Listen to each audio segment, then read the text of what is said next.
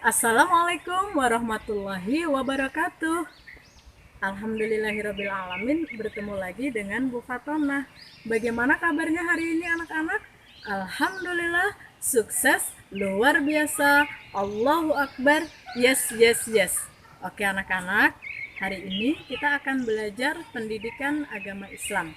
Baik anak-anak, simak videonya sampai selesai supaya kalian mendapatkan ilmu yang bermanfaat. Oke.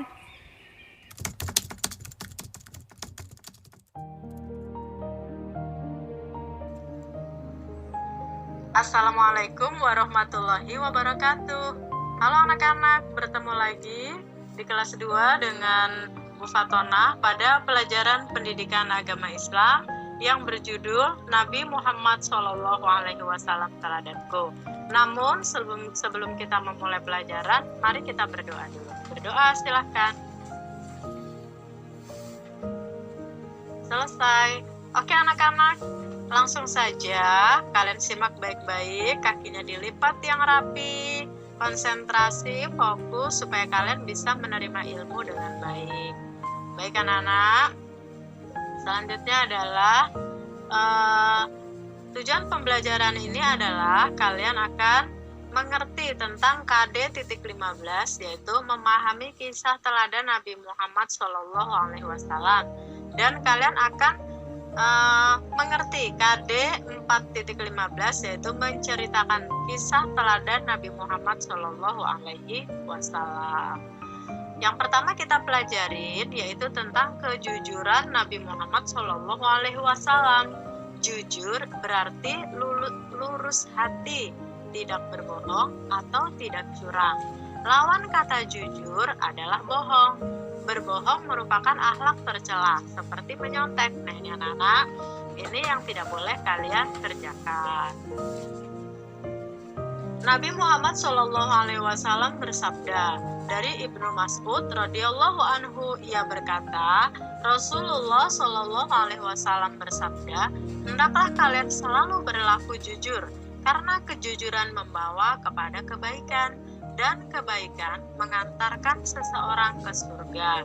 Dan apabila seseorang selalu berkata jujur dan tetap memilih jujur, maka akan dicatat di sisi Allah sebagai orang yang jujur.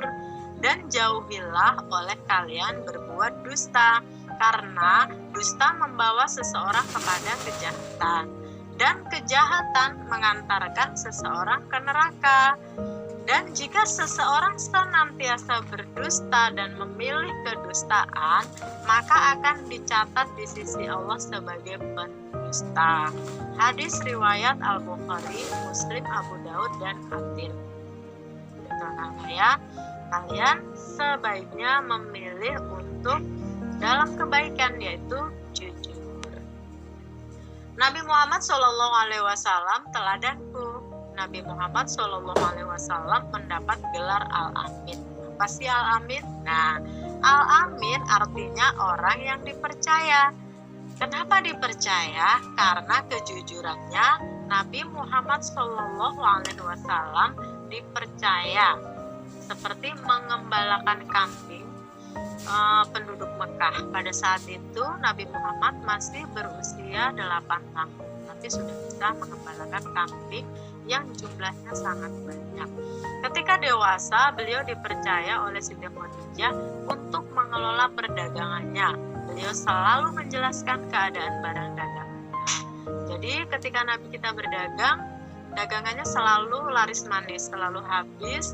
Karena apa? Karena Nabi kita mengambil untungnya sedikit, dan beliau selalu menjelaskan jika ada barang yang cacat, beliau selalu sampaikan, sehingga orang percaya. Disitulah Siti Khadijah jadi ingin menjadi istri Nabi kita karena perilakunya yang baik. Sikapku, aku anak jujur. Nah, kita harus bisa menanamkan dalam diri kita bahwa kita anak yang jujur, sehingga kita jujur dalam perkataan maupun perbuatan. Jujur dalam perkataan, kalau berkata apa adanya. Jujur dalam perbuatan, misalnya ulangan, tidak. Yang kedua adalah B, tentang kasih sayang Nabi Muhammad SAW. Hadis Rasulullah Shallallahu Alaihi Wasallam dari Abu Hurairah radhiyallahu anhu, dia berkata, dikatakan kepada Nabi Muhammad Shallallahu Alaihi Wasallam, wahai Rasulullah Shallallahu Alaihi Wasallam, doakan keburukan, laknatlah atas kaum musyrikin. Nabi Shallallahu Alaihi Wasallam menjawab, sesungguhnya aku diutus bukan sebagai pelaknat, namun aku diutus sebagai rahmat atau pembawa kasih sayang. Hadis riwayat Muslim. Seorang muslim harus meneladani Nabi Muhammad Shallallahu Alaihi Wasallam. Nabi Muhammad Shallallahu Alaihi Wasallam sangat penyayang kepada siapa? Yang pertama kepada umatnya.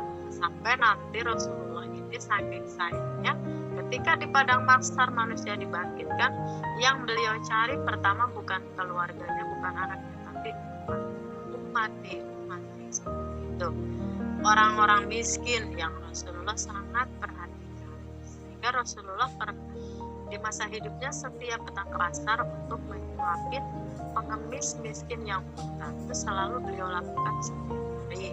Terus Rasulullah sangat mencintai anak-anak. Kasih sayang sangat penting dalam hidup kita. Dengan kasih sayang akan muncul sikap peduli. Dengan kasih sayang kita dapat merasakan kesedihan orang lain. Allah Subhanahu wa Ta'ala memerintahkan setiap muslim untuk saling menyayangi. Seperti ada teman terjatuh, kita harus peduli, tidak boleh membiarkan. Kalau kita peduli kepada orang lain, berarti di dalam diri kita sudah tertanam keimanan.